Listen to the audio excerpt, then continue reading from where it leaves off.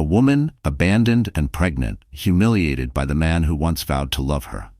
A billionaire, ruthless yet strangely protective, suddenly declares her unborn child as his own, on live television. Betrayal, scandal, and a love story born from ashes. What truth hides behind this shocking revelation?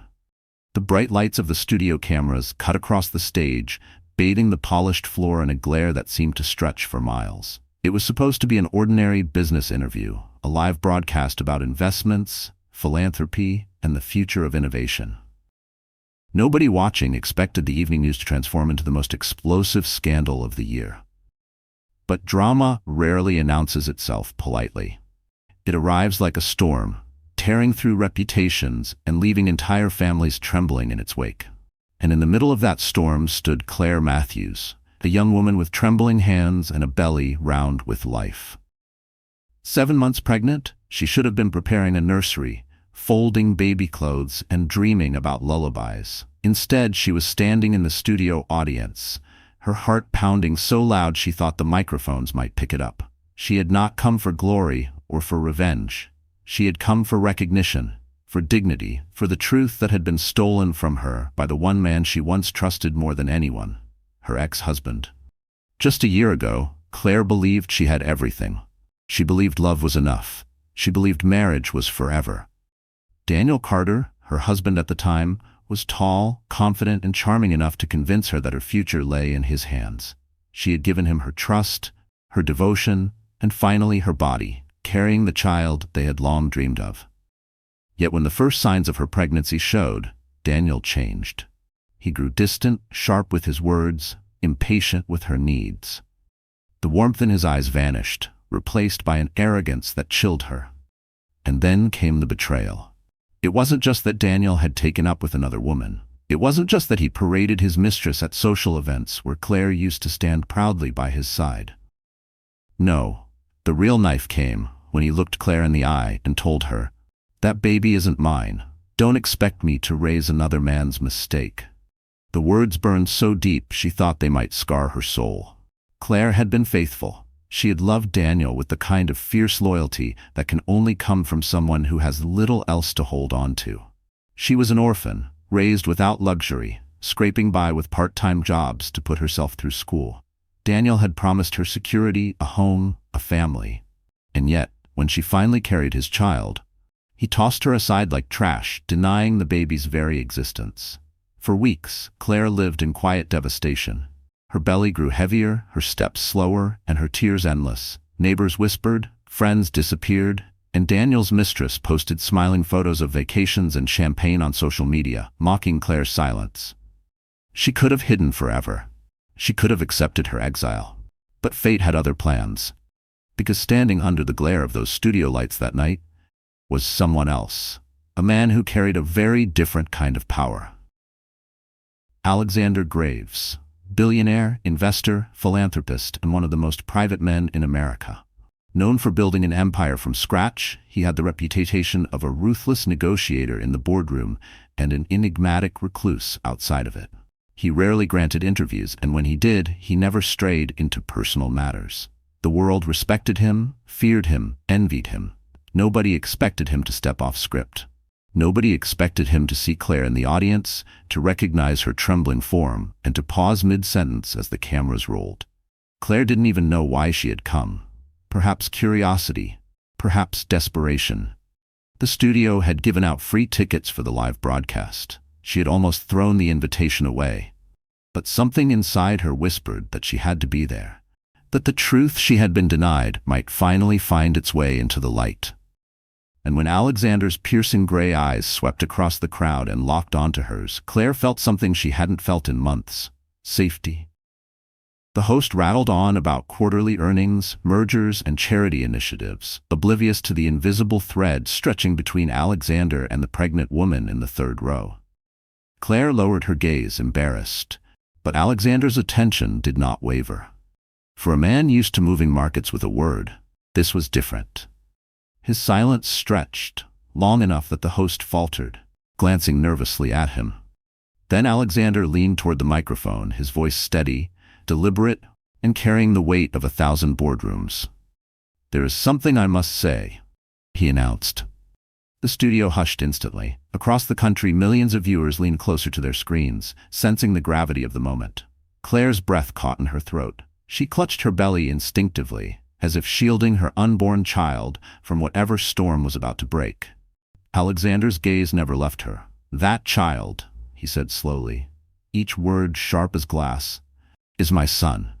The studio erupted. Gasps, cries, shouts, chaos filled the air. The host stammered, struggling to regain control, but Alexander remained calm, his hand resting lightly on the table, his expression unshakable. And in that single moment, everything shifted. Claire's humiliation, Daniel's denial, the whispers of strangers, all of it was swallowed by a new truth that no one could have predicted. The richest man in the room had just claimed her child before the entire world. Claire's knees nearly buckled. She wanted to believe she had misheard. She wanted to believe it was a dream. But Alexander's eyes told her otherwise. They told her that the nightmare she had endured might finally be ending. The cameras zoomed in. The world waited for her reaction. Somewhere across town, Daniel Carter, smug with his mistress on his arm, surely watched the broadcast. He would hear those words. He would know that the baby he had denied was now being claimed by a man whose shadow stretched across the globe. Claire's lips trembled. Her hands shook. Every instinct screamed to run, to hide, to protect herself from yet another cruel twist of fate. But another voice, small but growing louder inside her, whispered that maybe, just maybe, her child's future had just been rewritten. What nobody knew, not yet, was why Alexander Graves had chosen this moment. What tied him to Claire? What secret lay buried beneath his declaration?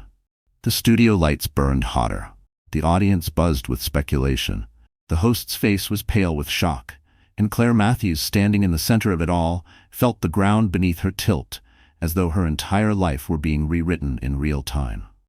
And then, as Alexander rose from his seat, the billionaire took a step toward her, his voice echoing across the stunned silence. "Claire, come here." When the billionaire's words echoed across the live studio, millions of people suddenly wanted to know who the trembling pregnant woman in the third row was. Headlines were already forming in the minds of journalists, viewers were texting friends in disbelief, and the producers in the control room were panicking about whether this was history being made or a scandal about to ruin careers. But for Claire Matthews, the noise around her blurred into nothing. All she could hear was the pounding of her heart and the relentless questions spinning in her mind. Why him? Why now? To understand Claire's shock, you have to understand who she is, and the quiet, ordinary life she fought so hard to build. Claire was born 28 years ago in a small town outside of Pittsburgh. She grew up in a foster care system that rarely offered stability. Her earliest memories were of temporary homes, crowded bedrooms with squeaky bunk beds, and strangers telling her not to get too attached because nothing lasts forever. By the time she was 16, Claire had lived in 8 different houses. She never knew the warmth of parents who tucked her in, or the security of a family photo album filled with memories. What she did know was survival. How to smile politely, how to pack her belongings into a trash bag within 10 minutes, and how to make herself small enough to avoid becoming a burden. Yet, despite the instability, there was something resilient in her spirit. Teachers noticed it. She was the kind of student who stayed after class, who asked for extra worksheets, who quietly collected scholarships like stepping stones across a river. She dreamed of escaping, of finding something permanent, something that could never be taken away. At 19, she enrolled in community college, working nights as a waitress to cover tuition. Life wasn't glamorous, but she carried herself with a quiet dignity that made people underestimate how much pain she had endured. Her laugh was soft but genuine, her eyes gentle but often tired. She wasn't a woman anyone expected to set the world on fire, and maybe that was the point. Claire never wanted fame or power. She only wanted love. And then at 23, she met Daniel Carter. Daniel wasn't rich, not yet, but he had the slick confidence of a man who believed success was inevitable. He worked in sales at a real estate firm, and his smile was polished enough to sell a house in the rain. To Claire, who had never been adored, his attention felt intoxicating. He bought her flowers, held her hand in public, and whispered promises about forever. He told her he wanted stability too, that he wanted to build a family, a home, a life together. For a woman who had grown up tossed between strangers, those words were like sunlight after years of gray. Their romance was quick, a whirlwind. Within a year, they were married in a modest ceremony at a courthouse. Claire wore a simple white dress she found on sale, and Daniel promised that one day, when they were richer, he'd give her the grand wedding she deserved. She didn't mind. She was already happier than she'd ever been. For a while, their life seemed normal. They rented a small apartment, ate dinner on the couch, and laughed over old sitcoms. Claire found a job as an assistant at a local art gallery, while Daniel climbed the ladder at his firm. She supported his long nights, encouraged his ambition, and believed in him when he doubted himself. When she discovered she was pregnant, she thought it would be the final piece of their dream. She imagined Daniel's joy, the nursery they would paint together, the family dinners she had never known as a child. But dreams rarely match reality. At first, Daniel pretended to be excited. He told coworkers he was going to be a father, posted a blurry ultrasound photo online, and kissed Claire's belly with a practiced smile. But behind closed doors, cracks began to form. He started complaining about money, about how Claire's modest salary wasn't enough, about how the baby would ruin their freedom. When morning sickness left her weak, he snapped that she was being dramatic. When she bought prenatal vitamins, he accused her of wasting money. The words escalated, the warmth faded, and then came the betrayal that shattered her. One night, Daniel returned home smelling of perfume that wasn't hers. When she asked where he had been, his eyes hardened. He didn't deny it. Instead, he looked at her swollen belly and sneered, "Don't pin that on me. That baby isn't mine." The words felt like a physical blow. Claire collapsed into sobs, begging him to believe her, to remember their vows, their love. But Daniel had already decided she was disposable. Within weeks, he had moved out, flaunting his new girlfriend, a younger woman from his office who adored expensive champagne and designer dresses. Claire was left alone in the apartment, pregnant, broke, and drowning in humiliation. Still, she didn't give up. She found strength she didn't know she had. She continued working, carried her pregnancy with as much dignity as she could, and whispered to her unborn child that they would be okay, that they would survive together. She didn't need Daniel. But what she did need, what she longed for, was acknowledgement that her child was real, worthy, and not the shameful lie her ex-husband painted it to be. Which is why the studio moment with Alexander Graves hit her like a thunderclap. Claire had never met Alexander. She only knew of him the way everyone did, through headlines about billion-dollar deals, charity foundations, and whispers of ruthless negotiations. He was a man so distant from her world that he might as well have lived on another planet. And yet he had looked at her belly, and claimed her child as his own. It didn't make sense. It terrified her. And yet, deep inside, it also sparked something she hadn't felt in months. Hope. Because if Daniel had stripped her of dignity, Alexander had just restored it in front of millions. The world, however, wasn't kind. Cameras zoomed in on her face, her trembling hands. Viewers were already speculating online. Who is she? Is the billionaire serious? Is she a gold digger? Claire knew her name would be everywhere by morning, twisted into headlines she couldn't control. She wanted to disappear, but she also knew she couldn't hide anymore. The baby inside her shifted, a gentle reminder that she wasn't alone. Whatever storm was coming, she had to face it for both of them. And as Alexander extended his hand on live television, inviting her forward, Claire realized this was the moment that would define the rest of her life. She could run from the cameras, or she could walk toward the most powerful man in the room and demand the truth the world suddenly believed belonged to her. Her next step would either save her or destroy her completely. The studio was never meant to hold this kind of tension. It was designed for polished interviews and rehearsed applause, not for revelations that would set the entire country buzzing. Rows of bright spotlights glared down on the stage, making the room feel hotter than it was. The air smelled faintly of coffee from the green room and the metallic tang of expensive equipment. Producers in headsets whispered frantically to one another behind glass walls, their voices rising with every second the billionaire went off script. This was the set of the Business Hour Live, one of the most watched financial talk shows on television. Typically, the program was a polite dance of economics, philanthropy, and stock predictions. Tonight, though, the atmosphere was more like a battlefield.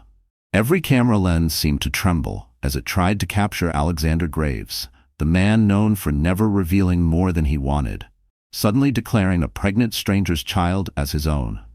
For the audience, the evening had started routinely enough. They'd been ushered in, asked to clap when the applause sign flashed, and offered complimentary bottled water. Most of them were business students, interns, and curious professionals who had signed up weeks ago for the chance to see the elusive billionaire in person. They expected to take notes about investments, maybe post a photo on social media to show they'd been in the same room as one of the richest men alive. None of them expected to become witnesses to history. The host, Richard Hale, was a man who prided himself on control. With salt and pepper hair and a voice that could soothe or provoke depending on the segment, he had built a career on staying calm under pressure. Yet, now, his face was pale, his cue cards trembling slightly in his hands. He was watching his program spiral away from him, and there was nothing he could do. Every instinct told him to cut to commercial, but the rating spike flashing on the monitor in front of him made the producers hesitate. The numbers were skyrocketing. People weren't changing the channel, they were glued to the chaos. And then there was Claire. She sat in the third row, surrounded by strangers, her palms slick with sweat. The chair beneath her felt too small, the lights too harsh. She could feel eyes boring into her as whispers spread across the audience. Every camera angle now seemed to point in her direction. She had walked into this room anonymous. She was leaving infamous. The baby inside her shifted, a soft kick against her ribs, as if reminding her that she wasn't just one woman caught in a scandal. She was a mother carrying a future. That thought anchored her, kept her from fainting under the pressure. Alexander, meanwhile, stood at the center of it all. The billionaire was calm, composed, even as the world erupted around him. He had always thrived in environments where others panicked. In negotiations, he waited for competitors to lose their composure before striking. Tonight was no different, though the stakes were not money or contracts but something far more human, the claim of a child. The studio's decor seemed almost mocking in its ordinariness. Behind the stage was a large LED screen displaying graphs and stock tickers, a reminder of the financial world this show usually celebrated. The furniture was sleek but minimalist, black leather chairs, a polished glass table, a backdrop of skyscrapers projected on the wall. It was the perfect stage for corporate talk, not for personal confessions that would shake headlines for weeks. The contrast between the sterile setting and the raw human drama unfolding was almost unbearable. Every detail of the room, the gleam of the lights, the scratch of the microphone, the uneasy shuffle of audience members, seemed heightened. It was as though the universe had chosen the most unlikely stage for the most explosive truth. Outside, beyond the studio walls, New York City pulsed with its usual rhythm. Yellow taxis honked, street vendors sold pretzels, and pedestrians hurried home with no idea that a storm was brewing inside a television studio.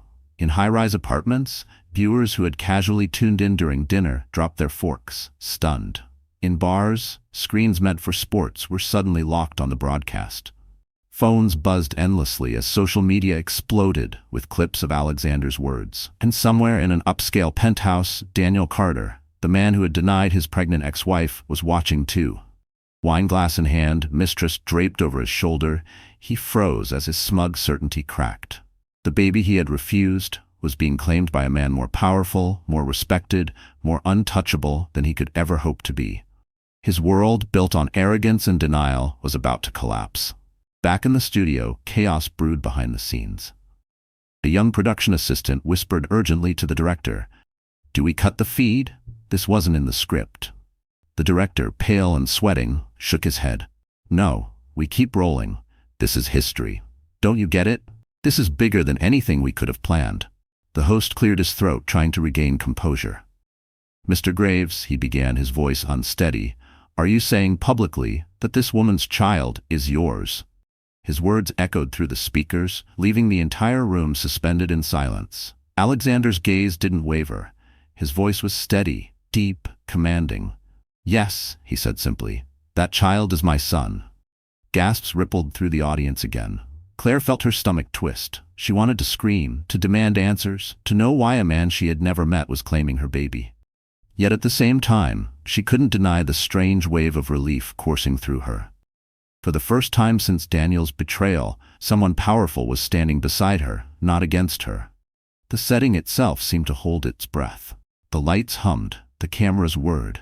The host's cue card slipped slightly in his hands. Every person in the room sensed they were witnessing the beginning of something far larger than themselves. Claire's knees trembled as Alexander extended his hand toward her. His voice carried across the stage, calm but commanding. "Claire," he said, "come join me." The audience turned as one to look at her. The whispers grew louder. She could feel judgment in every glance, some curious, some sympathetic, some cruel. Rising from her chair felt like walking into fire, but she knew she couldn't stay seated. This was her moment, whether she wanted it or not. Slowly she stood, her belly leading the way, her heart pounding so loudly she feared it would drown out the world. The cameras swiveled, capturing every step she took down the aisle toward the stage. She felt naked under the lights, but also strangely strong. Every move forward was a refusal to let Daniel's denial define her any longer. And as she reached the stage, standing beside Alexander Graves with the entire nation watching, she realized her life had just crossed a line she could never step back over. Because the next words Alexander spoke would reveal why a billionaire had just claimed the child of a stranger as his own. While the cameras inside the studio captured every second of Alexander Graves' shocking declaration, across town, in a penthouse lined with glass and steel, another man sat frozen. Daniel Carter. The name had once rolled off Claire's tongue with tenderness, spoken with the kind of trust only a woman in love could give. Now, to the world, and soon even to himself, it would become synonymous with cowardice, betrayal, and regret. Daniel had been watching the live broadcast casually, half interested, while sipping from a glass of Bordeaux his mistress had chosen for the evening. She sat curled against him on the Italian leather sofa, scrolling through her phone, giggling at comments from admirers who praised her latest photo.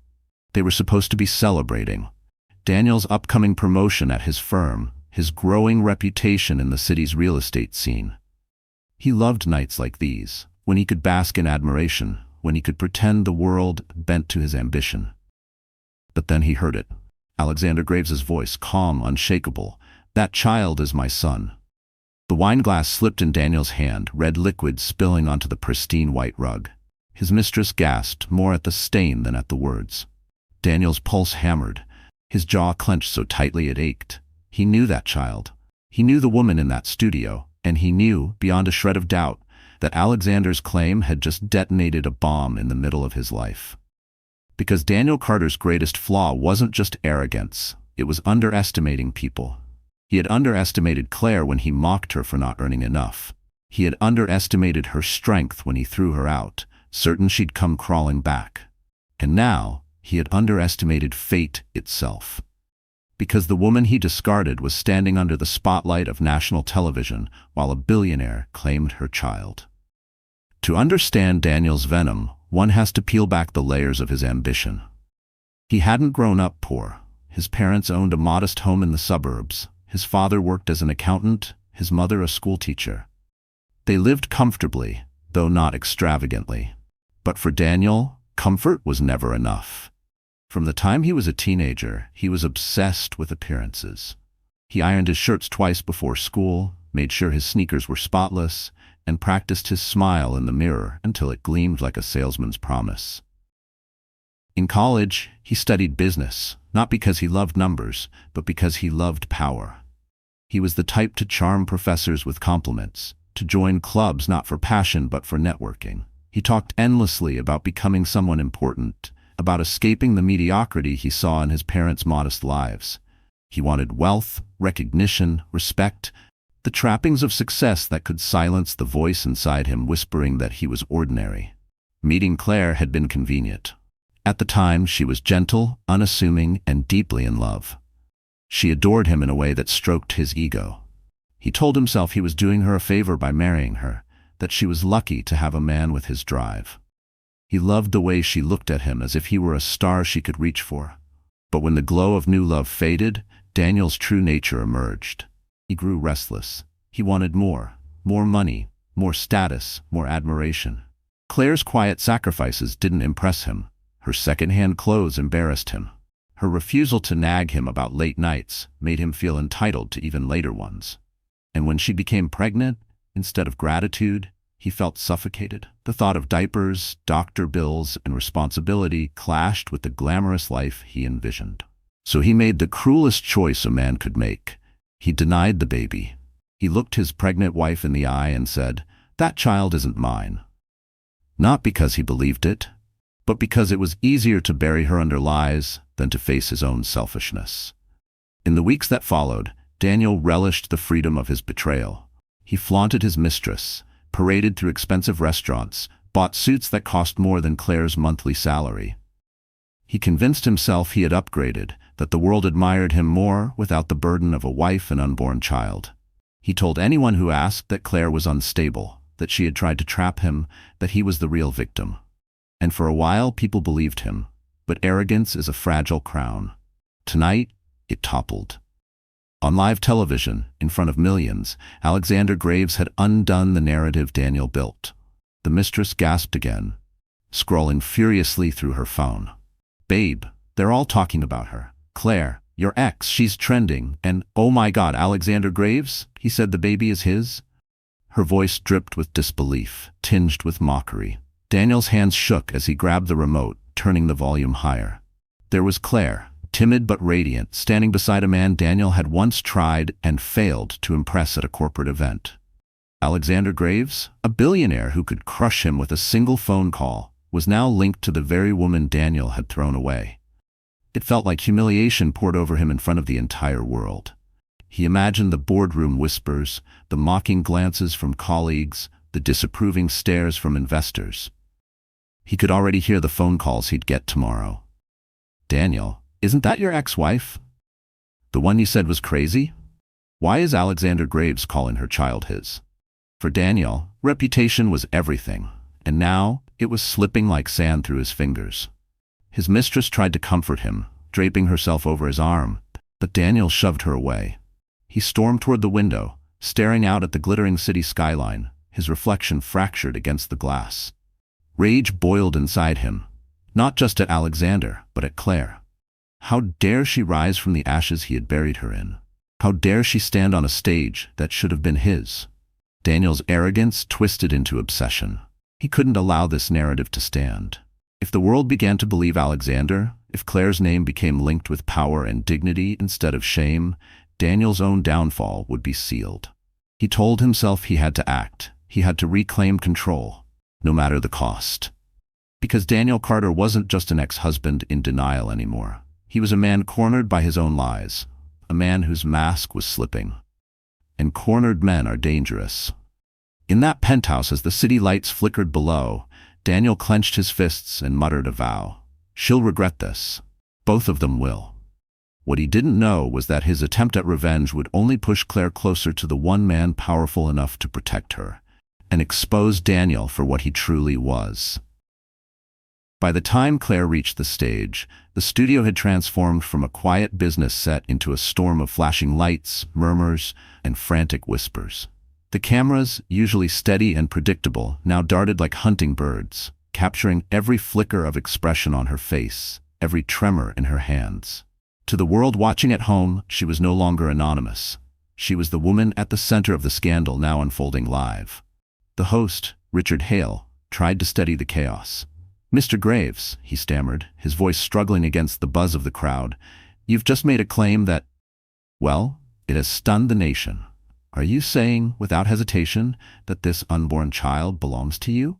Alexander Graves didn't hesitate. His voice cut through the noise with the kind of authority that could silence a boardroom.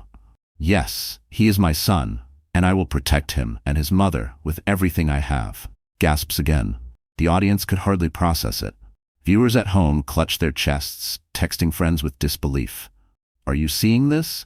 Twitter hashtags ignited like wildfire. Billionaire baby, Claire Matthews, studio scandal. Within minutes, the clip was spreading across every social media platform. the moment etched permanently into internet history. Claire's knees wobbled. Protect him? Protect her? Why was this powerful man standing beside her? She wanted to ask 100 questions, but the host pressed on, smelling both danger and opportunity. Mr. Graves, with all due respect, this is highly irregular. This young woman, she isn't your wife. In fact, according to public records, she is the ex-wife of Daniel Carter. Are you suggesting? The audience erupted into whispers. Claire's name now had context. Daniel Carter's betrayal was already gossip in certain circles, but now it was national news, and the humiliation she had tried so hard to hide was being dragged under the world's harshest spotlight. Claire felt exposed, vulnerable. She clutched her belly protectively, eyes darting to the exit. Every instinct told her to flee. But Alexander's hand rested lightly on her shoulder, steadying her. The weight of his presence was enough to keep her rooted. The host, sensing blood in the water, pushed harder. Miss Matthews, would you like to respond? Is what Mr. Graves is saying true? Is this child his? Her throat tightened. She couldn't speak. Her lips parted, but the words stuck, tangled with fear and confusion. She shook her head slightly, tears threatening to spill. And then it happened. The moment that turned scandal into spectacle. A voice shouted from the audience, sharp and accusing, "She's lying! She's a gold digger!" Claire froze. The words cut her like a knife. Heads turned toward the source, a young man with a phone in his hand, recording every second. Others murmured agreement, emboldened by the accusation. In seconds, the room that had been shocked into silence began to fracture into judgment. Of course she wants his money. She trapped him. Why else would a billionaire claim her baby? Claire's vision blurred. Her face burned with shame. It was happening again. The same cruelty Daniel had shown her, now multiplied by hundreds of voices and broadcast across millions of screens. She wanted to scream that she had never asked for this, that she didn't even know why Alexander was doing this. But her body betrayed her, paralyzed by fear. Alexander, however, did not falter. His eyes narrowed, his jaw tightened. He turned toward the audience, his voice calm but edged with steel. Enough. The single word carried such weight that the room stilled instantly. Even the accuser lowered his phone. Alexander stepped forward, his gaze sweeping across the studio like a warning shot. You dare call her a liar? You dare insult the mother of my child while hiding in the shadows of a crowd? The accuser shrank back into his seat, silent. The atmosphere shifted, a mixture of awe and unease, but the damage was done. The whispers wouldn't stop at the studio doors. By the next morning, tabloids would run screaming headlines. Pregnant ex-wife exposed on live TV. Paparazzi would camp outside her apartment. Strangers would dig into her past, twisting every detail into gossip. And in the middle of it all, Daniel Carter watched from his penthouse, his smirk returning. Perfect, he muttered, swirling his wine. Let her drown in the scandal. Let Graves burn with her. He didn't realize that his own downfall had already been set in motion. Back in the studio, the host cleared his throat again, desperate to regain control. Mr. Graves, the public deserves clarity. How do you explain this? Are you admitting to an affair with Miss Matthews? Is this child the result of some secret relationship? Claire's heart stopped. The word affair stabbed her. This wasn't what she wanted. She didn't want to be painted as someone who betrayed, who schemed, who manipulated. Her child deserved better than to be branded a scandal before even taking his first breath. She shook her head, finally finding her voice. No, I don't know why he's saying this. Her words trembled, but they were true. The host seized on it like a predator. So you deny it? You're saying Mr. Graves is lying? Claire's eyes darted to Alexander. His expression was unreadable, his gaze steady. He leaned into the microphone, his tone final. No, she is simply afraid, but the truth cannot be denied. That child is mine, and anyone who dares question it will face me. The audience gasped again. Claire's legs wavered beneath her, but Alexander's hand held her upright. She felt like she was caught in a storm, and yet somehow sheltered at the same time. The scandal had officially erupted. By the time she returned home, there would be cameras outside her door. Her name would be trending worldwide. Her reputation, her dignity, her safety, all of it had been ripped open for the world to dissect. And yet, deep inside, a tiny flame flickered. For the first time since Daniel had abandoned her, someone powerful had stood beside her instead of against her. She didn't understand his motives, but she couldn't deny the relief that washed over her. Still, the fear remained. She knew the world could be crueler than any one man. And tonight, that cruelty was coming for her and her unborn child. What she didn't know was that this very scandal would unlock a secret Alexander had been carrying for years, and that revelation would change everything. The scandal didn't end when the cameras cut. If anything, it grew louder the moment the studio lights dimmed. Claire Matthews left through a side door that evening, escorted by 2 security guards who shielded her from the swarm of reporters outside. Flashes from cameras painted the night in blinding bursts of white, each one capturing her tears, her swollen belly, her trembling steps. Every photo was a headline waiting to happen. By the time she slipped into the back seat of a waiting car, Claire was no longer just a woman. She was a story, dissected by millions of strangers who didn't know her name the day before. The ride home felt endless. The car moved through New York's streets, past glowing billboards and bustling crowds. But Claire saw none of it. She sat pressed against the window, silent, her hands clutched protectively over her belly. The baby kicked once, a gentle reminder of life inside her, but it only made the ache in her chest heavier. Her phone buzzed endlessly in her purse. Dozens of missed calls, hundreds of messages. Former coworkers, distant friends, even foster siblings she hadn't heard from in years. All of them wanted to know if it was true. Some messages were sympathetic, others cruel. The internet had already chosen sides, branding her either a victim or a manipulator. By the time the car stopped outside her modest apartment building, Claire was shaking. The driver hesitated, glancing at the mob of reporters gathered at the front entrance. "Miss, maybe you should stay somewhere else tonight," he said softly. Claire swallowed hard. "This is my home." Her voice cracked on the last word. But when she stepped out, the crowd surged forward like a wave. Questions hurled at her from every direction. Is the billionaire really the father? Are you after his money? What does Daniel Carter have to say about this? She stumbled toward the door, blinded by lights, deafened by shouts. Her keys slipped from her shaking hands, clattering onto the sidewalk. For a moment she thought she might collapse right there. Finally, a neighbor pushed through the crowd, helping her inside. The door slammed shut, muting the chaos outside, but not the storm inside her chest. Once upstairs, Claire sank onto her couch, sobbing into her hands. The apartment felt smaller than ever, suffocating in its silence. Every corner reminded her of Daniel, of nights spent waiting for him to come home, of the arguments that left her in tears, of the moment he denied their child. She wanted to erase it all, but the walls seemed to mock her with memories. She curled into herself, rocking gently as if to comfort both her and the baby. "I'm sorry," she whispered through tears. "I'm so sorry." Sleep didn't come that night. Every time she closed her eyes, she saw the audience's accusing faces, heard the word gold digger echoing in her ears. At dawn, she finally dragged herself into the bathroom. Her reflection startled her. Pale skin, red eyes, hair tangled from stress. She barely recognized herself. By mid-morning, the headlines were everywhere. Billionaire claims pregnant stranger's baby. Who is Claire Matthews, from foster care to Fortune's spotlight? Ex-husband denies paternity, now what? Her picture was plastered across news sites, gossip blogs, and morning shows. Strangers debated her life as if it were entertainment. Some defended her, calling her brave. Others tore her apart, branding her manipulative, accusing her of trapping a billionaire. Claire shut her laptop, nausea rolling through her. She couldn't eat. She couldn't breathe without feeling the weight of judgment pressing down. That afternoon, the breaking point came. She had ventured into the hallway to pick up her mail when she heard them, 2 neighbors whispering just loud enough. "Did you see her on TV? What a mess." "She's probably just after the money. Poor baby." The words sliced through her. She rushed back into her apartment, slamming the door, pressing her back against it as sobs shook her body.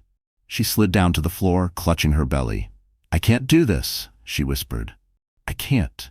For hours, she sat in darkness, blinds drawn, ignoring the phone that wouldn't stop buzzing.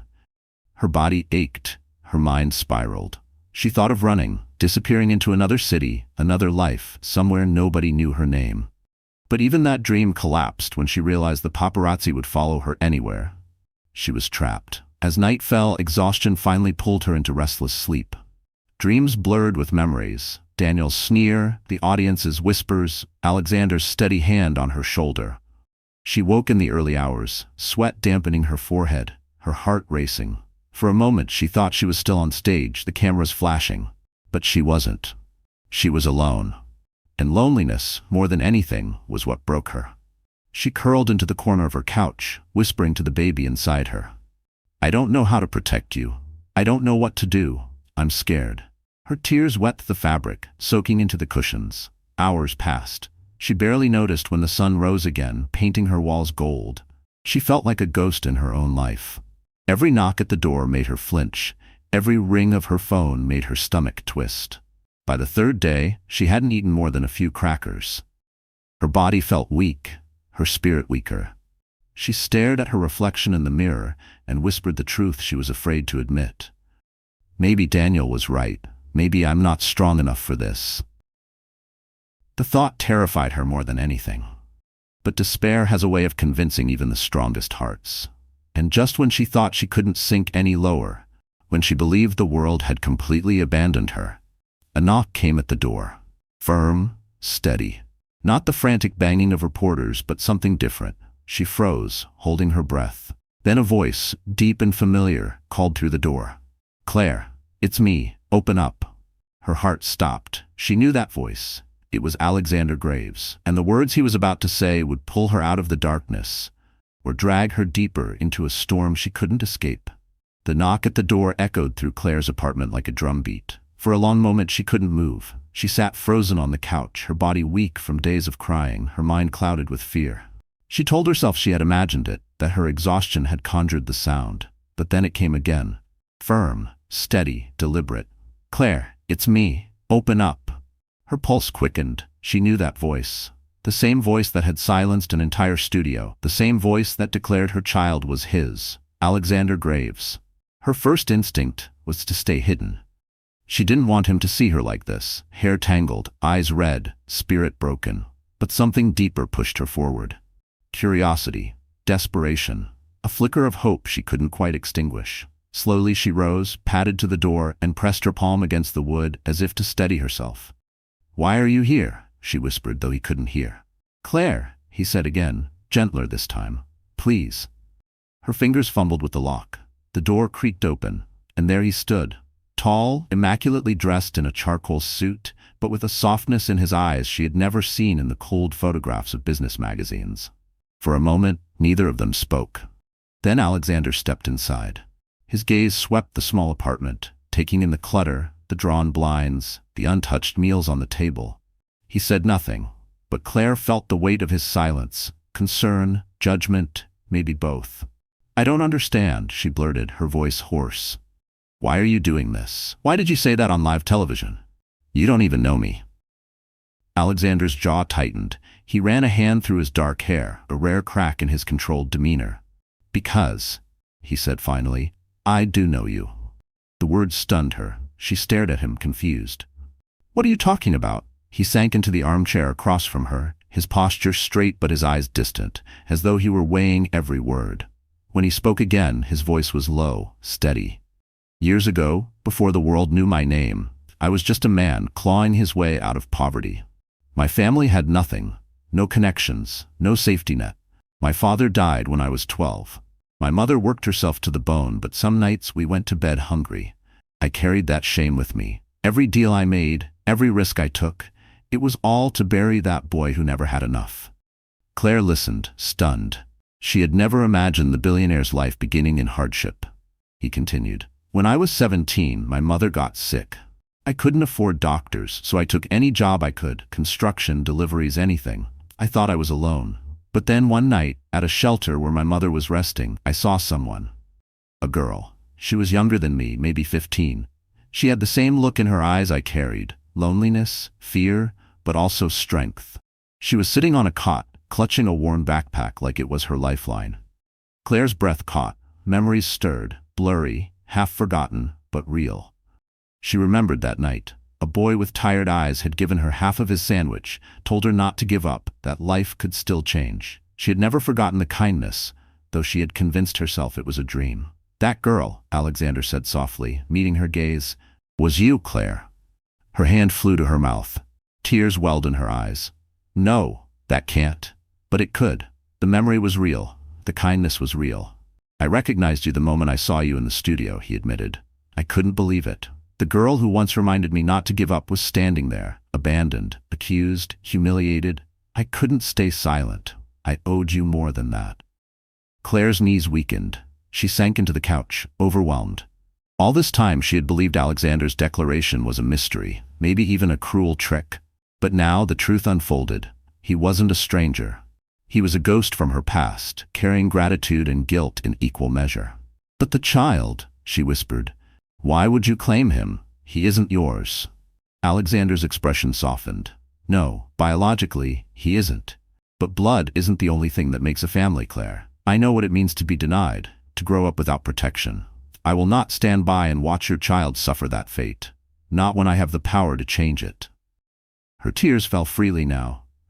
She wanted to believe him, but doubt lingered. People think I'm using you. They think I'm lying. His voice hardened. Let them think what they want. I've built empires on the doubts of others. I don't answer to gossip. I answer to truth. And the truth is, you're not alone anymore. The words struck deep, carving through the layers of pain Daniel had left. For so long, Claire had carried everything alone. Her childhood scars, her broken marriage, her pregnancy. Now, someone stood beside her. Someone powerful enough to silence the voices that tormented her. But with hope came fear. What about Daniel? She asked, her voice trembling. He'll never let this go. Alexander's eyes darkened. Then he'll learn what happens when a man tries to destroy what isn't his. Silence settled between them, heavy but protective. For the first time in months, Claire felt the smallest seed of safety taking root. Still, a question gnawed at her. Why now? Why risk everything for me? Alexander leaned forward, his gaze unwavering. Because you once gave me hope when I had none. Because I refused to let your child grow up believing he is unwanted. And because, Claire, I don't believe in coincidences. We crossed paths again for a reason. Her heart raced. She wanted to believe in fate, in second chances, in miracles. But the scars of betrayal whispered caution. And yet, as she met Alexander's steady gaze, she realized something had shifted. She wasn't just a woman drowning in scandal anymore. She was part of a story bigger than herself, one tied to a billionaire's past, one that could rewrite her future.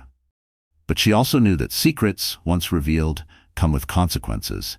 And Alexander's past was about to collide with Daniel's rage in a way none of them could escape.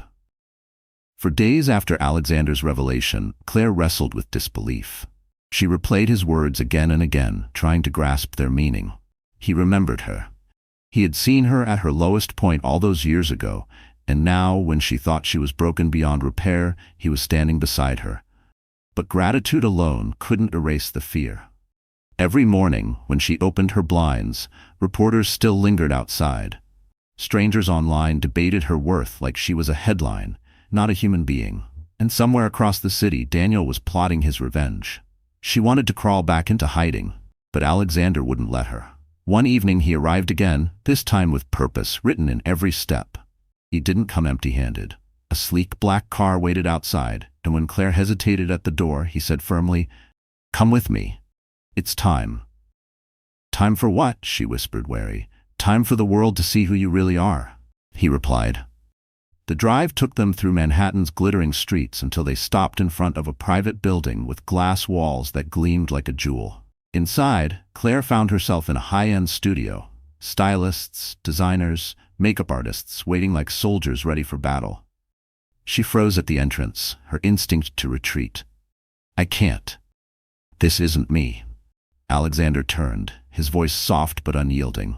"It's not about becoming someone else, Claire. Claire, it's about showing the world the strength you've hidden. They want to see a victim. I want them to see a woman who refuses to be broken." Her throat tightened.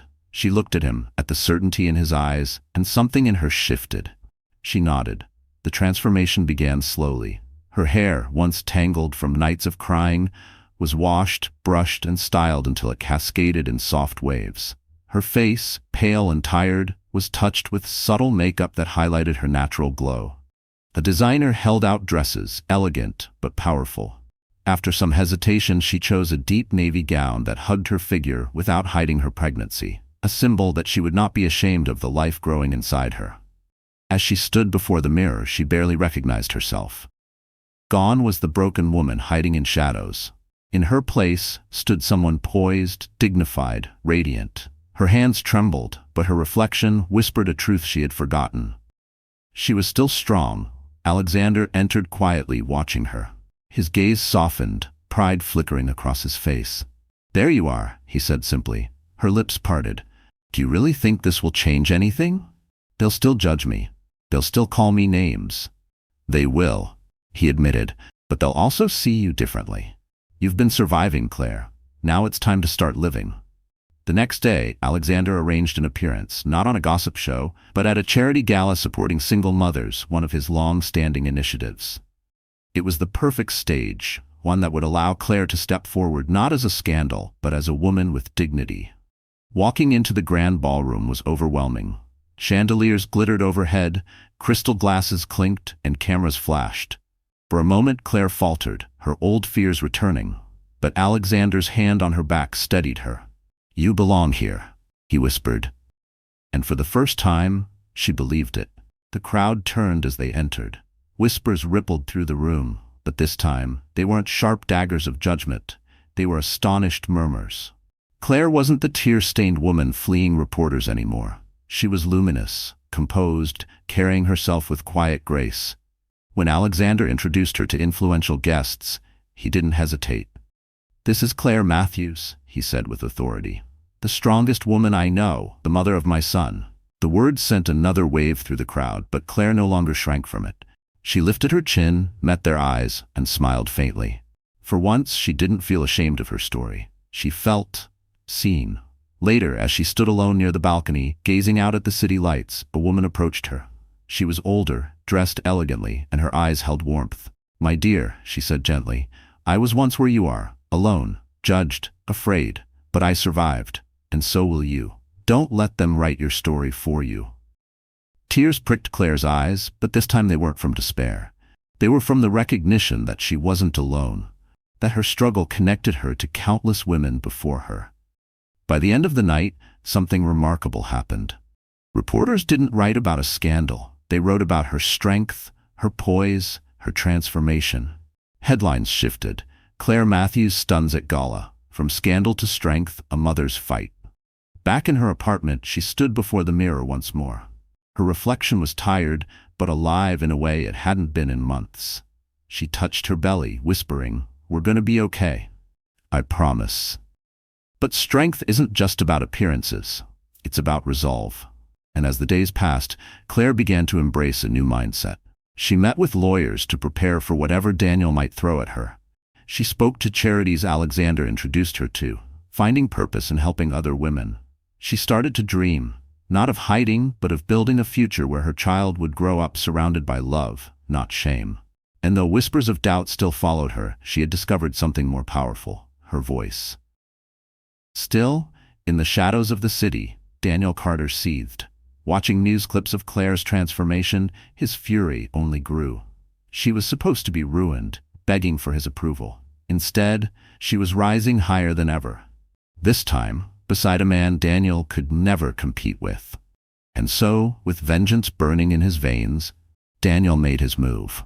What Claire didn't know was that her ex-husband was about to step back into her life publicly, and his next strike would be the most humiliating yet. For weeks, the world buzzed with Claire Matthews's transformation. Her appearance at the gala had changed the narrative. No longer just a scandal, she had become a symbol of resilience, of dignity, of a woman rising from betrayal. For the first time, Claire dared to imagine a future where her child's name wouldn't be tied to shame. But Daniel Carter couldn't stomach it. He had watched the news segments, seen the photographs of her glowing beside Alexander Graves. Every headline that praised her felt like a dagger to his pride. His colleagues whispered behind his back, investors pulled away, and his mistress abandoned him when the attention soured. His empire of lies was crumbling, and he blamed only two people, Claire and Alexander. And so Daniel planned his revenge. The opportunity came when he was invited to a prestigious business conference, one covered by dozens of media outlets. It was the kind of event Alexander was known to attend, the perfect stage to reclaim control, or so Daniel believed. He arrived polished, his smile rehearsed, his lies sharpened into weapons. Reporters swarmed him the moment he stepped inside. "Mr. Carter, do you have a comment on your ex-wife's sudden rise?" Daniel smirked. "Only that the truth has yet to be revealed. You'll all see soon enough." That evening, under the glittering chandeliers of the conference hall, Daniel waited until the cameras were rolling, until he had the world's attention. Then, with a microphone in hand, he struck. "My ex-wife," he announced, his tone dripping with mockery, "has been parading around as if she were some saint. But the truth is, she's nothing more than a liar. She tried to trap me with a child that isn't mine, and now she's tricked Alexander Graves into claiming it. She doesn't deserve your sympathy, she deserves your pity." Gasps echoed through the room. Reporters scribbled furiously. Daniel smiled, savoring the moment. He thought he had won.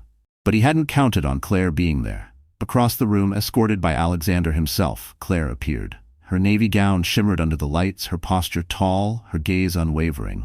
The crowd turned, whispers erupting. She walked forward, each step steady, until she stood only feet from her ex-husband. Daniel's smirk faltered. "Claire?" he sneered, trying to recover. "Here to beg for attention?" She didn't flinch. Her voice rang clear, strong. "No, I'm here to tell the truth." The room stilled. Cameras zoomed in. Claire's hands trembled slightly, but she steadied herself with a deep breath. "You denied our child," she said, her voice rising with emotion. "You looked me in the eye and told me he wasn't yours. Not because you believed it, but because you didn't want responsibility. You threw me out when I needed you most. And when the world turned its back on me, you laughed." Daniel shifted uncomfortably, but she pressed on. "You wanted to humiliate me again tonight. But this time I won't stay silent. I won't let you paint me as a liar while you hide behind arrogance. I carried this child alone. I endured the whispers, the shame, the fear. But I survived. And now the world knows the truth, not because I begged for it, but because the truth cannot be silenced." The audience erupted into murmurs of support. Some clapped quietly, others nodded with sympathy. Daniel's face flushed. "She's manipulating you all," he snapped. "She's always been weak, always looking for someone to save her." Before Claire could respond, Alexander stepped forward, his voice calm but commanding. "You call her weak? Look at her. She stood here, facing the man who betrayed her, and spoke her truth. That is strength. Strength you'll never know, Daniel."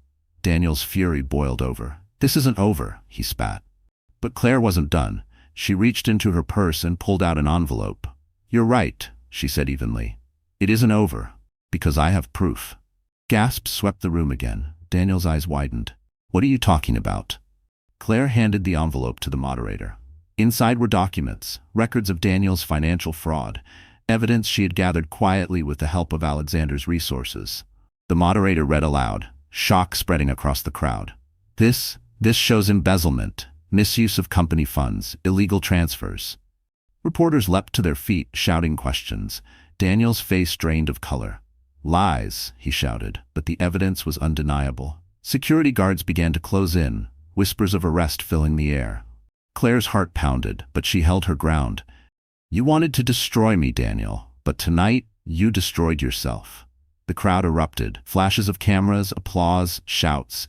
Daniel struggled as guards escorted him out, his empire crumbling in front of the world. Claire stood tall, her hands resting gently on her belly. For the first time, she didn't feel like prey. She felt like a survivor, a fighter. The woman who once cowered in the shadows had faced her past head-on and won. Alexander placed a hand on her shoulder, his voice low. "You did it."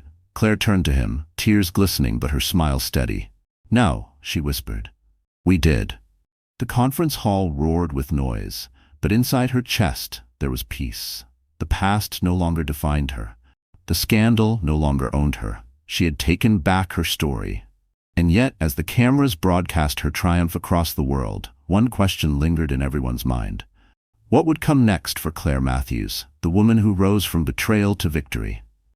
The night of Daniel's public downfall spread across the nation like wildfire. News outlets replayed the footage of his humiliation on loop.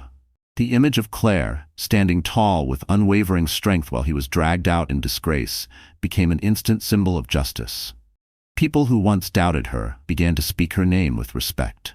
Strangers reached out online to call her brave, mothers shared her story as inspiration, and young women whispered to themselves, "If she can rise, so can I." But for Claire, the victory wasn't about fame. It was about freedom. For the first time in months, she walked through the streets without lowering her gaze. Reporters still lingered, but their questions had changed. They no longer accused her of lies. Instead, they asked about her future. "What's next for you, Claire?" one called out as she entered her building. She smiled softly, her hand resting on her belly. "Raising my son, that's what's next." Behind closed doors, the reality sank in. She was free of Daniel's shadow, but her journey was only beginning. Motherhood loomed ahead, a daunting path filled with sleepless nights, sacrifices, and fears. Yet she didn't feel alone anymore. Alexander's presence was constant, not overwhelming but steady, like a lighthouse guiding her through stormy seas. Weeks later, as spring unfurled across the city, Claire went into labor. It was late at night when the contractions began, sharp and unrelenting.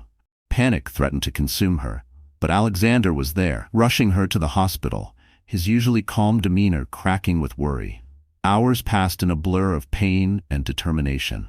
And then, as dawn painted the sky pink and gold, her cries gave way to a different sound, the first cry of her son. The nurse placed the tiny bundle in her arms, and Claire's world shifted forever. She stared down at the infant, his tiny fists clenched, his chest rising with fragile breaths. Tears streamed down her face. "Hello, my love," she whispered. "I'm your mom, and I promise, you'll never be unwanted." Alexander stood nearby, his eyes misting, his usually composed face soft with awe. He leaned closer, his voice gentle. "He's perfect." Claire looked up at him, exhaustion and gratitude mingling in her gaze. "He's ours," she said quietly. She hadn't meant to say it, hadn't realized how much she wanted to, but the truth slipped out. Alexander's hand brushed the baby's head tenderly. "Yes, he is ours." News of the baby's birth spread quickly. Cameras waited outside the hospital, but for once, Claire didn't care. She had something more important to focus on. She was no longer the broken woman crying in silence. She was a mother, holding the future in her arms. In the days that followed, Alexander ensured her privacy, shielding her from the press. But when they were ready, they chose to step forward together. It was another televised event, this time planned carefully. Claire, radiant though tired, sat beside Alexander, her son nestled in her arms. The host asked the question everyone wanted to know. "What does this moment mean to you?"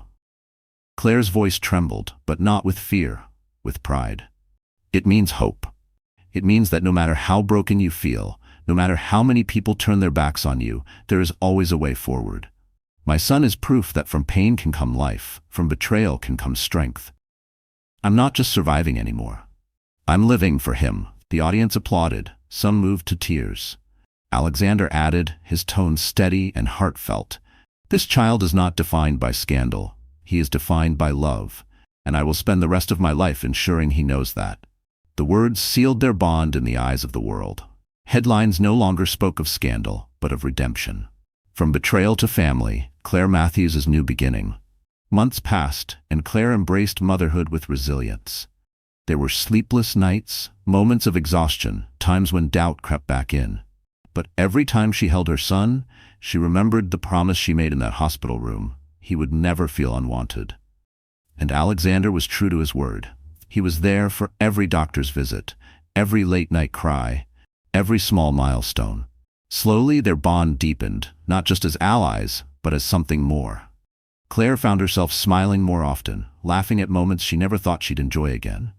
She began to feel the warmth of love return, not as a fantasy, but as a reality. One summer evening, months after her son's birth, Alexander invited her to a quiet rooftop garden overlooking the city. As the sun set in fiery hues, he turned to her, his voice uncharacteristically uncertain. "Claire, you once gave me hope when I had nothing. Now I want to give you something in return.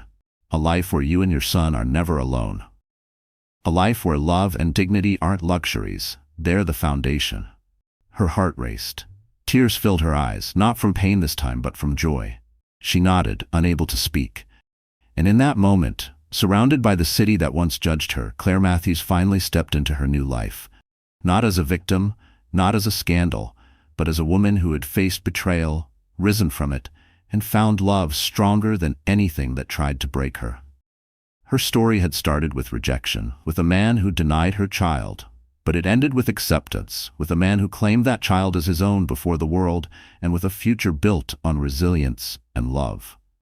Claire kissed her son's forehead that night, whispering, "We made it, and this is only the beginning." Because the truth was undeniable. Women are never as weak as the world wants them to believe. And Claire's journey was proof that from the ashes of betrayal can rise a life brighter than she ever imagined. So that's how Claire's story closes, my dear friends. You're still here with us until this very moment, aren't you?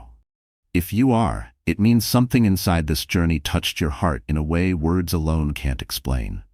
Maybe it's a reminder that betrayal doesn't define us, or that love and dignity can be rebuilt no matter how broken we feel. The Stoics used to say, "We suffer more in imagination than in reality." And isn't that true? Claire thought her world had ended, yet she discovered strength she never knew she had. Just like Marcus Aurelius reminded us, the impediment to action advances action. What stands in the way becomes the way. If this story moved you, don't keep it to yourself. Like, share, and subscribe so more hearts can heal together. Because maybe today, someone out there needs this reminder too.